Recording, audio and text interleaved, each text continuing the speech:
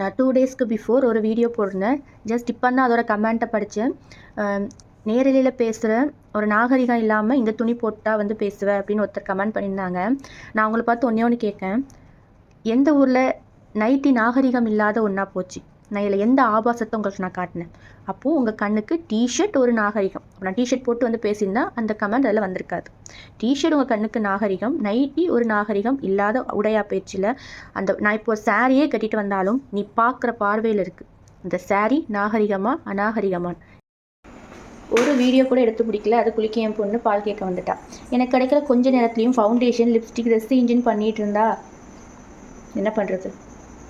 Nightie is my comfort dress. இதை யாரும் கேள்வி கேட்கணும்னு எந்த அவசியமும் கிடையாது. நைட்டி போட்டிருக்கிறது கம்ஃபர்ட்டாக இல்லைனா ஜஸ்ட் கண்ணை அடைச்சிட்டு கேளுங்க, நல்ல தகவல் கிடைக்கும் என்னுடைய சேனல்லேருந்து. எனக்கு கிடைக்கிற கொஞ்சம் நேரத்தில் ஏதாவது பண்ணணும்னு நினைக்கிறேன். ப்ளீஸ்.